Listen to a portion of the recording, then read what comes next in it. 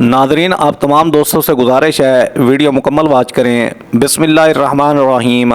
Matric में fail होने पर यकूब साहब ने पहली बार अपने बेटे पर हाथ उठाया और उसे ज़ोरदार थप्पड़ मारा।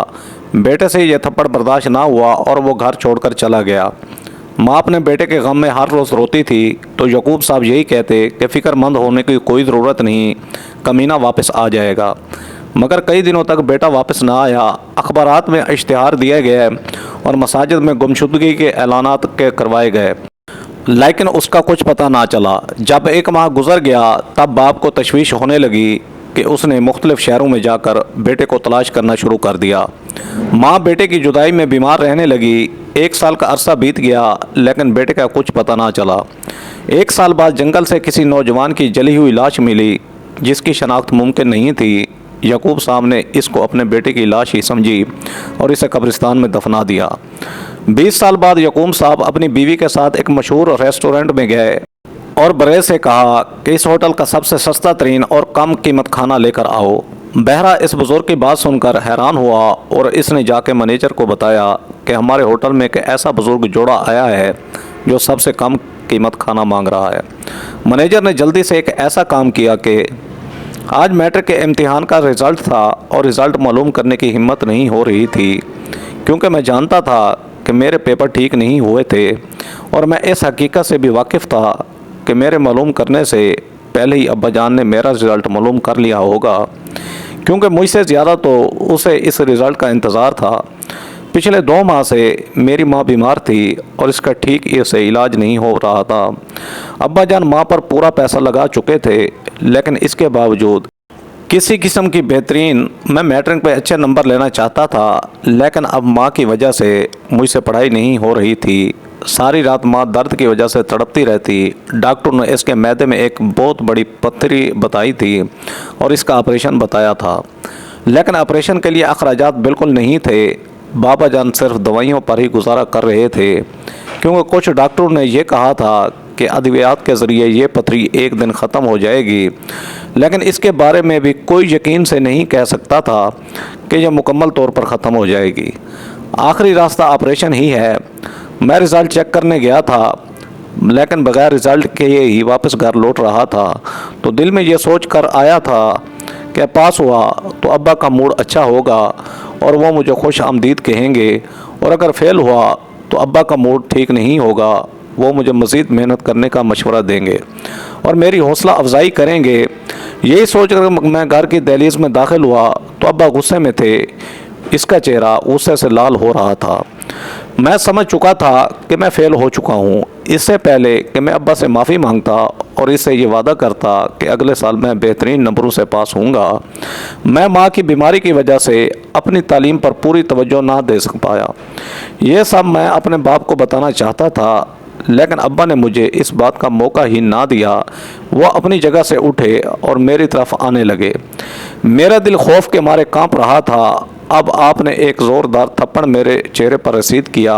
कुछ लम्हों तक तो मेरा सर चकरा सा गया और मुझे किसी चीज़ का होश तक ना रहा। जब होश आया तो देखा कि मैं नीचे ज़मीन पर लेटा हुआ हूँ।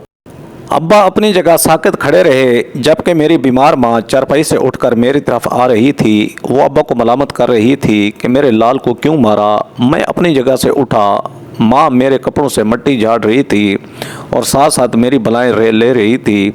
माँ को इस बात का बहुत गम था कि अब्बा ने पहली बार मुझ पर हाथ उठाया था, मगर शायद माँ से ज़्यादा मुझे इस बात का गम था कि अब्बा ने मेरे साथ इंसाफ ना किया। क्यों वो ये बात भूल गए कि मैं जिस घर में रहता हूँ पिछले कई माह से इस मसाइल चल रहे हैं। शायद मैं एक हॉस्टल में रहता तो आज ये नतीजा ना आता। खैर, अब्बा के इस रवैये की वजह से मैं मुकम्मल तौर पर मायूस हो चुका था और इस वक्त घर से बाहर चल पड़ा। मैं नहीं जानता था कि मैं कहाँ जा रहा हूँ, मेरी मंजिल कहाँ है, लेकिन ये ज़रूर जानता था कि अगले कई दिनों तक मैं घर वापस नहीं आ सकता। अब्बा ने जो थप्पड़ मुझे मारा था, दरअसल ये मेरे ज़मीर पर थप्पड़ था जिसने मुझे झंझोड़ कर रख दिया। अब मैं ऐसा तो नालायक नहीं था कि अब बस के किसी किस्म का बदला लेता, लेकिन मैंने ये ठान ली कि अब घर लौट कर नहीं जाऊंगा। जब शाम होने लगी तो मेरा दिल बहुत घबराने लगा, क्योंकि ये ज़िंदगी में पहली बार था कि मगरिब की अज़ान के वक्त भी मैं घर से बाहर था, जबकि इससे पहले ऐसा कभी नहीं हुआ था। अब्बा की तरफ से मुझे हिदायत दी गई कि मगरिब की अज़ान के वक्त तुम्हारा घर में होना ज़रूरी है, और मैं अब्बा के इस हुक्म की तामील करता जामा मस्जिद में गया और इसके बाद मगरिब की नमाज अदा की। इसके बाद तस्बीहात पढ़ने के लिए मस्जिद में ही मौजूद रहा। इमाम साहब बार बार मुझे देख रहे थे, शायद इसलिए कि मैं अजनबी था। वो जानते थे कि मैं इस मोहल्ले का नहीं। इसके बाद इशा की अज़ान तक मैं उधर ही मौजूद रहा। इशा के बाद जमात नमाज अदा की और जब सब लोग घरों की तरफ वापस लौटने लगे तो इमाम साहब मेरे पास आए और कहा, बेटा क्या मुसाफिर हो, क्या फिर घर से रूठ कर आए हो?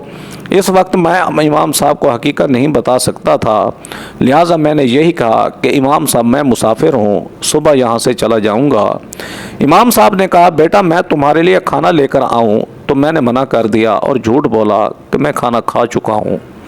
मगर वो एक तजर्बाकार इंसान थे, इसने मेरी आंखों और मेरे चेहरे को पढ़ लिया कि मैं कितना भूखा हूँ।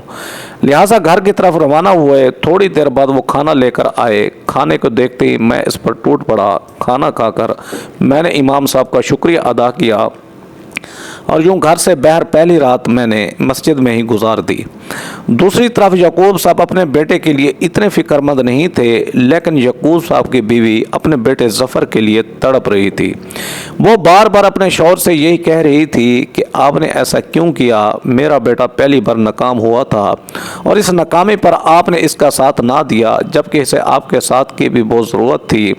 यकूब साहब बार बार अपनी बीवी से यही कह रहे थे कि मुझे ज़फ़र से बहुत उम्मीदें थी, इसने भी मेरी उम्मीदों पर पानी फेर दिया।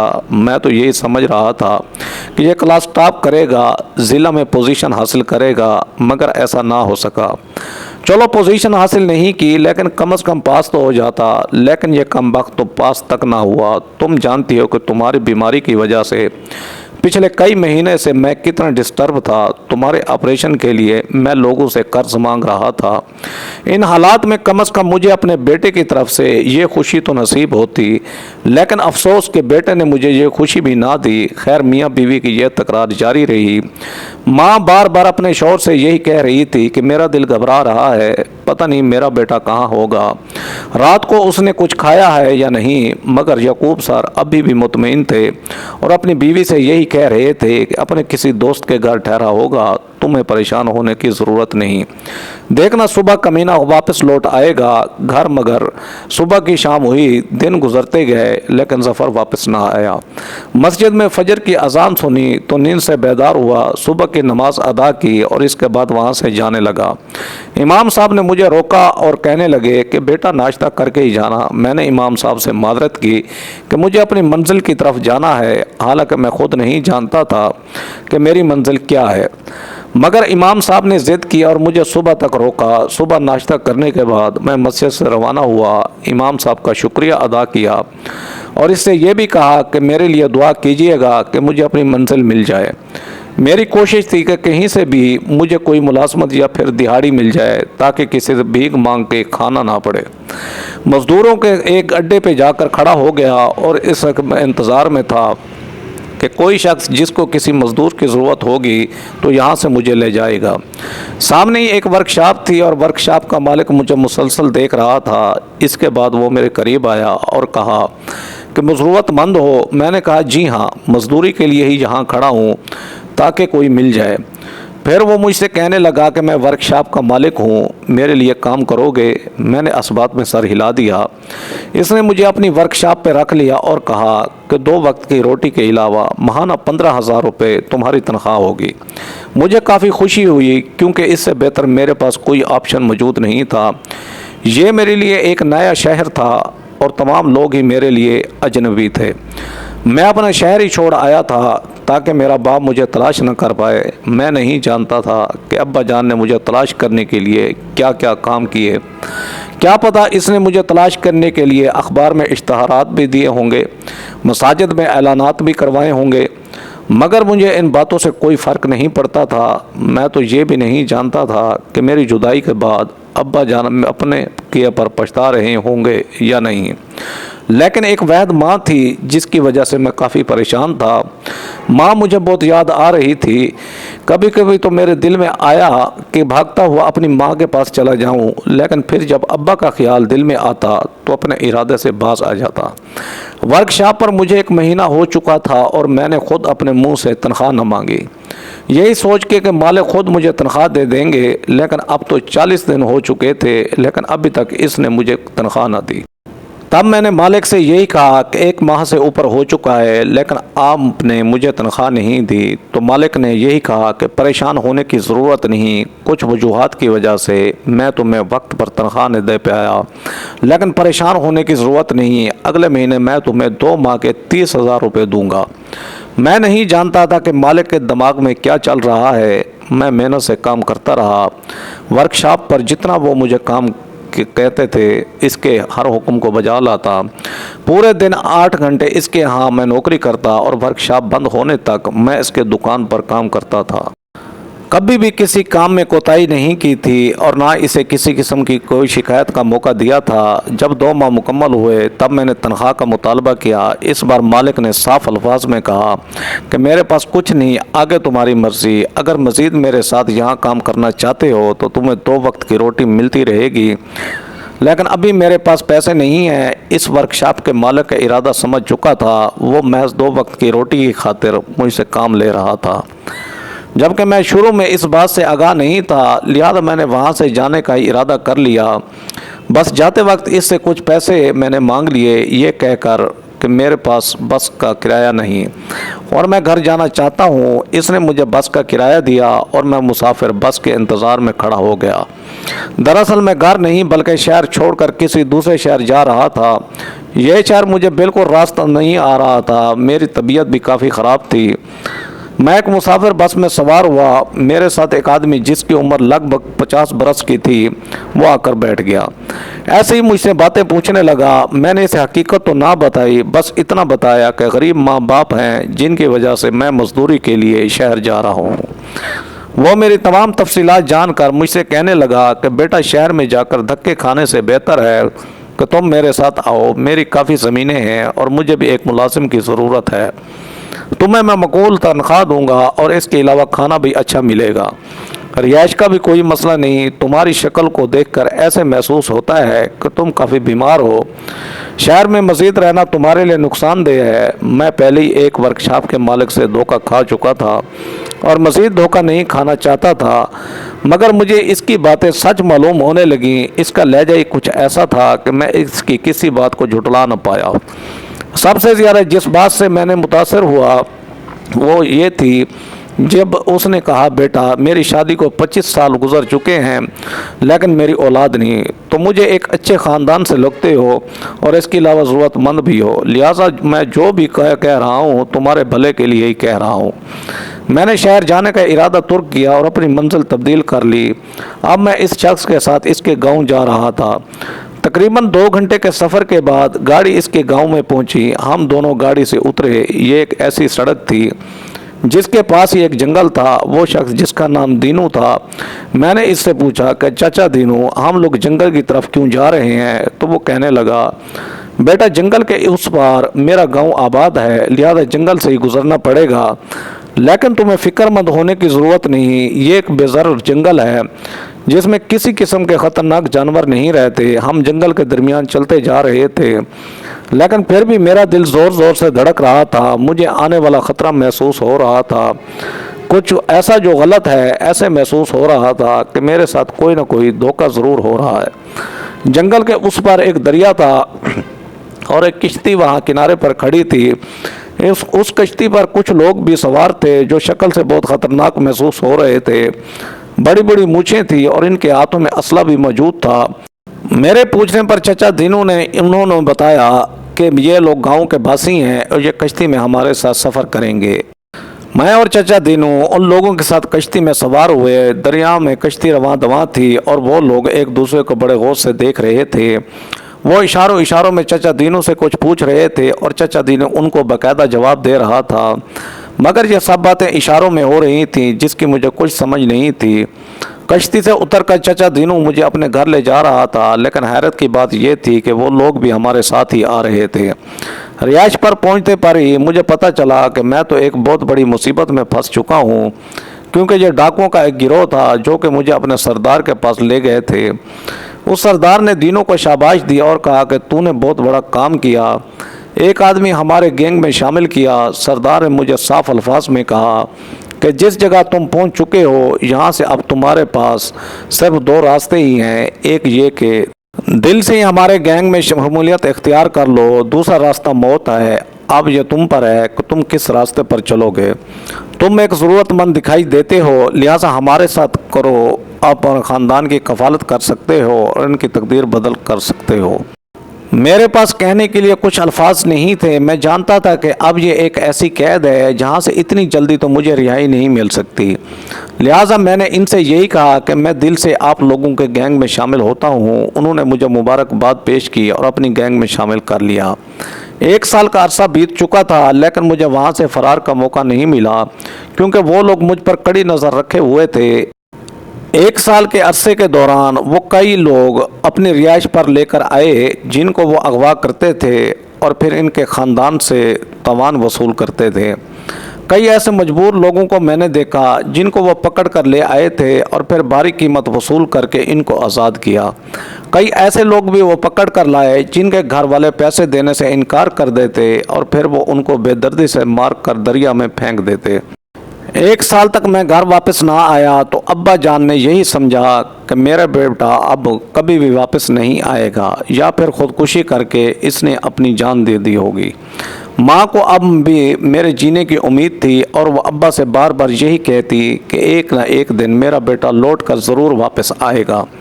اچانک ٹی وی پر ایک خبر چلی کہ ساتھ والے جنگل میں ایک نوجوان کی جلی ہوئی لاش ملی ہے۔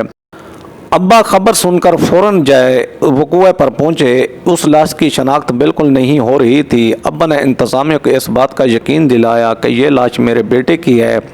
میرا بیٹا 1 سال سے گم شدہ ہے، کسی کو نہ مل سکا نہ ہو، یہ میرا ظفر ہی ہے۔ ابا اس لاش کو اپنے گھر لے آیا اور پھر قبرستان میں دفنا دیا۔ ماں ابھی بھی امید میں تھی کہ میرا ظفر زندہ ہے، وہ بھی ابھی مر چکی تھی۔ کچھ دن بعد ایک ایسے شخص کو ڈاکو پکڑ کر لائے جو کہ ایک بہت بڑے ریسٹورنٹ کا مالک تھا۔ اس کا نام شیخ حبیب تھا، وہ کروڑ پتی شخص تھا۔ انہوں نے شیخ حبیب کے گھر والوں سے 50 کروڑ کی ڈیمانڈ کی تھی، جو کہ بہت زیادہ تھی۔ جو فون پر شیخ صاحب کی ملاقات ان کے گھر والوں سے کرائی گئی تو شیخ صاحب نے اپنے گھر والوں کو سختی سے منع کر دیا کہ اتنی رقم میرے لیے نہیں دینی، اتنی رقم ادا کرنے کے لیے مجھے اپنی ساری جائیداد حتیٰ کہ گھر بھی فروخت کرنا پڑے گا۔ مجھے شیخ صاحب کی رکھوالی پر مامور کیا گیا، جبکہ باقی لوگ دریا کے کنارے محفل اٹینڈ کر رہے تھے۔